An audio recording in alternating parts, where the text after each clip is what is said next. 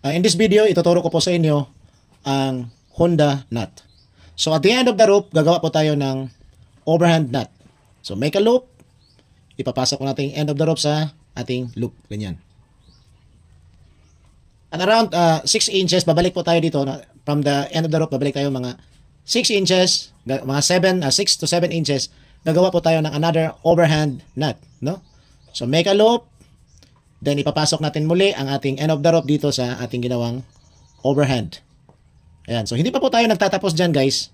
So itong end of the rope na unang overhand na ginawa po natin, ipapasok po natin dito sa likod dito, di ba? Oh, ganyan. So dito natin ipapasok siya. Okay. Yan. Tapos itighten lang po natin. So ito na po, guys, ang ating Honda nut. And this is very useful kasi kung gagawa po tayo ng sa mga cowboy yung ginagamit nila pang lashing po sa hayop, maglalash po sila. Dito sa ating dito sa ating Honda nut, ipapasok lang po yung end of the rope. Ayan, ganyan.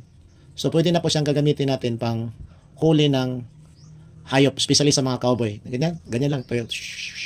Pak! Okay. So pag matamaan na po yung hayop, makukuha na po yan. Thank you for watching.